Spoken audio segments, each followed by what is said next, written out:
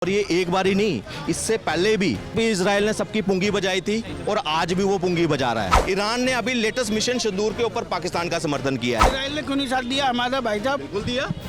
Israel ने क्यों नहीं दिया? सबसे पहले बयान ही उसी का आया था कि हम जो है आतंकवाद के विरुद्ध जो ये कार्रवाई कर रहा है, भारत के साथ हैं हम बहुत सावधानी के साथ किसी भी देश के साथ तटस्थ रहना चाहिए भारत को, और ये देखना चाहिए कि हमारा भला किसमें है। मेरे ख्याल से तटस्थ रहने में है, किसी की तरफ से नहीं बोलना चाहिए। इसमें वाली बात आ गई, कौन सी, कि कोई आपको लठ मार के चला गया, आप जवाब मत दो। आज ईरान की बात आई है तो ईरान को रियलाइज करवाओ कि भाई आज तुझे दर्द हो रहा है। उस वक्त मिशन सिंदूर के ऊपर तू तो इधर खड़ा था शिया देश होकर। अभी तो दबे स्वर में कहते हैं पाकिस्तान जिंदाबाद। 2014 से पहले कैसे बम फोड़ कर चले जाते थे यहाँ पे, आपको पता नहीं है? वो ईरान को न्यूक्लियर स्टेट बनना देगा ही नहीं। अगर वो ऐसे ही कंटिन्यू हुआ, ईरान खत्म हो जाएगा नक्शे से। अगर जापान के बाद अगर कहीं न्यूक्लियर स्ट्राइक होगी तो वो ईरान में होगी। नमस्कार, मैं शिवम चौबे और आप देख रहे हैं सौगंध टीवी। जिस तरीके से भारत और पाकिस्तान के बीच युद्ध चल रहा था, उसी तरह पे देखा जा रहा है कि ईरान और इजराइल के बीच में युद्ध जैसी स्थितियां पनप रही हैं। एक दूसरे के ऊपर जमकर बम बरसाए जा रहे हैं। पर इस समय भारत का पक्ष क्या होना चाहिए और भारत का साथ किसके साथ होना चाहिए? सर, क्या मानते हैं कि इस समय जो इजराइल और ईरान के बीच में युद्ध चल रहा है, तो किसके तरफ भारत का झुकाव होना चाहिए और किसका समर्थन करना चाहिए भारत? इस वक्त ये ईरान और इजराइल का युद्ध है ना, जो इसको इस तरह से देखो कि एक तरफ वर्चस्व की लड़ाई है और एक तरफ अस्तित्व की लड़ाई है। और इजराइल आज लड़ रहा है अपने अस्तित्व की लड़ाई।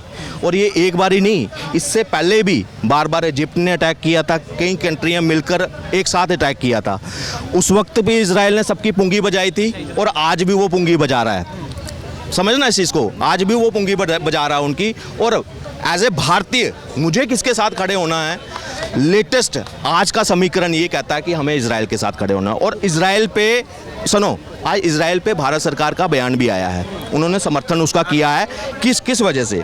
कोई भी देश अपने पड़ोसी देश में न्यूक्लियर एसेट्स यहाँ बनने जा रहा है या नहीं है, उसको पूरा राइट है उसको डिफेंस करने का, क्योंकि वो दुश्मन कंट्रीज हैं।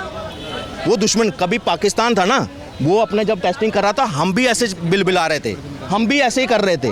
तो वहाँ उनको पूरा राइट है इसके ऊपर कार्रवाई करने का, और वो चीज़ कर रहे हैं वो चीज़। और मुझे लग रहा है एज ए भारतीय, क्योंकि ईरान ने अभी लेटेस्ट मिशन सिंदूर के ऊपर पाकिस्तान का समर्थन किया है, तो हमें इजराइल ने क्यों नहीं साथ दिया हमारा भाई साहब? बिल्कुल दिया। इजराइल ने क्यों नहीं दिया? सबसे पहले बयान ही उसी का आया था कि हम जो है आतंकवाद के विरुद्ध जो ये कार्रवाई कर रहा है, भारत के साथ हैं हम। और कई देशों ने, और अमेरिका क्या कर रहा था? अमेरिका उसके जेडी वैंस ने बोला, अमेरिका ने बोला या नहीं बोला? जब बनाने के लिए न्यूक्लियर बेसिस के ऊपर जैकबाबाद वहाँ पे सरगोदा में, वहाँ पे जब स्ट्राइक हुई, मैं कहता हूँ ये मिशन सिंदूर की वजह से ये स्ट्राइक जो है डिले हुई।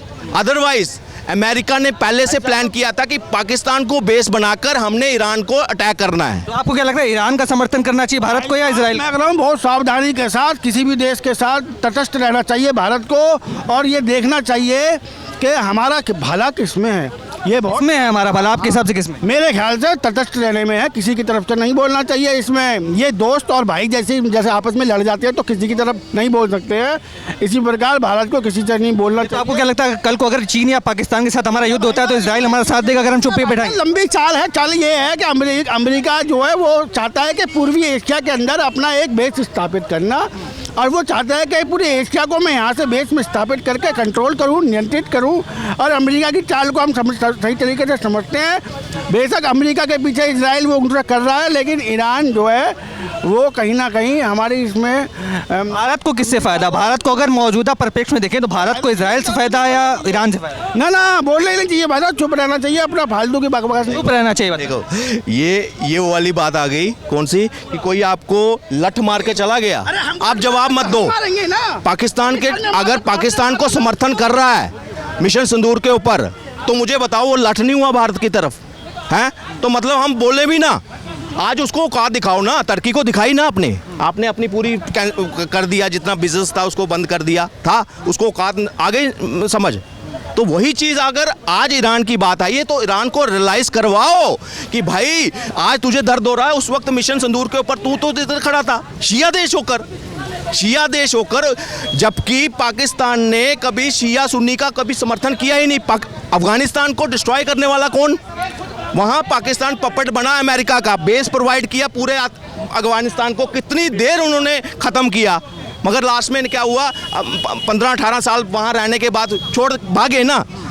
मैं वही कहता हूँ आज एज ए भारतीय, क्योंकि उन्होंने टेक्नोलॉजी साझा की है। जो चीज़ें आज हम देख रहे हैं ना कि विकसित भारत फलाना, सबसे पहले इनिशिएटिव अगर किसी ने लिया है यूएसए या फ्रांस, पहले तो हम खरीद के लेते थे ना, इजराइल ने हमेशा साथ दिया। पर आप इजराइल क्या कहता था कि जब पूरे विश्व में यहूदियों को टारगेट किया जाता था, सिर्फ एक भारत देश था जिन्होंने हमें संरक्षण दिया, हमें सुरक्षा प्रोवाइड की, और हमारे साथ एक भी इंसिडेंट ऐसा नहीं हुआ कि यहूदी समझकर हमें मारा गया हो। पर आप बता रहे हैं इजराइल की, भारत में कई ऐसे लोग हैं जो ईरान परस्त भी हैं, वो बोलेंगे ईरान का समर्थन करना चाहिए। मुद्दा है कि धर्म से धर्म को जोड़ने की बात। आप कहते हैं ईरान प्रस्त, देश में बहुत प्रस्त हैं, हिजबुल्ला आतंकवादी संगठन। इधर से लड़कियां कहती हैं कश्मीर की निकलती हैं, कॉलेज की 18-19 साल की, कहती है हर घर से नसरुल्लाह निकलेगा, हैं? तो वो कौन है? स्लीपर सेल ही तो हैं। ये मैं कहता हूँ भारत को, ये तो सिर्फ रहते हैं भारत को, मगर मानते क्या हैं? टर्की को वहाँ का खलीफा बने, ईरान का खलीफा, या पाकिस्तान। अभी तो दबे स्वर में कहते हैं पाकिस्तान जिंदाबाद। 2014 से पहले कैसे बम फोड़ कर चले जाते थे यहाँ से, आपको पता नहीं है? ये स्लीपर सेल ही तो थे यहाँ, कनॉट प्लेस में, राजीव चौक में, करोल बाग, अक्षरधाम में, पुलिस वही, सारा गवर्नमेंट वही ऑफिसर, कैसे चले जाते थे?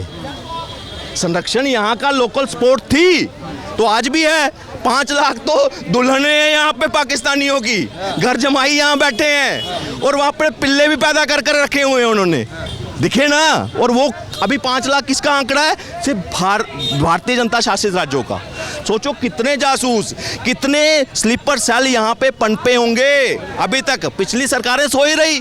पाकिस्तान प्रेम मणिशंकर वहाँ जाता था, कहता मेरी सरकार बनाने में मदद करो, मोदी को हटाने में मदद करो। आज औकात सबके सामने आ रही है।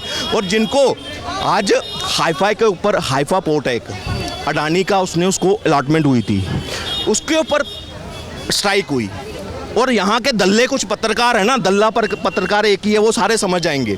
वो वीडियो बनाता है उसकी, वो कहता देखो अडानी के ऊपर जो है उस पर किया, वेस्ट बैंक में जश्न हुआ, फिलिस्तीन में जश्न हुआ, ईरान में जश्न हुआ। मतलब देश का एक कारोबारी, उसका नुकसान वहाँ पे हो रहा है, और यहाँ कुछ दल्ले जो है ना वो खुशी मना रहे हैं, उसकी वीडियो बना रहे हैं। दल्ला एक ही है, पता है कौन है? नाम लूँ उसका? ले लीजिए, अभिशार शर्मा। उसकी वीडियो देखना है 7 घंटे पहले। मैं वो देख रहा था, मैं यार इसने पूरा इजराइल पे ऊपर वो हुआ, इसने उस पर नहीं किया, इसने कभी आतंकवाद को कंडेम नहीं किया। देखो आज कैसे, क्योंकि वहाँ अडानी का नाम जुड़ा है, आज उसको खुशी हो रही है कि वहाँ पे हो रहा है। भाई ऐसे बोलते हो से नो टू वार, इन्होंने चलाया था ट्रेंड हैं, तब कहते से no to war, no human peace फलाना। और आज जब देख रहा है कि नुकसान जो है इंडियन साइड का हो रहा है, एक बिजनेसमैन का हो रहा है, तो वो उनको अच्छा लग रहा है, सुकून मिल रहा है उनको। मैं कहता हूँ आज जो फॉरेन डिप्लोमेसी को समझता है और अमेरिका की मंशा समझता है ना, वो ईरान को न्यूक्लियर स्टेट बनना देगा ही नहीं। अगर वो ऐसे ही कंटिन्यू हुआ, ईरान ख़त्म हो जाएगा नक्शे से। अगर जापान के बाद अगर कहीं न्यूक्लियर स्ट्राइक होगी तो वो ईरान में होगी, और वो जल्दी आपको देखने को भी मिलेगी।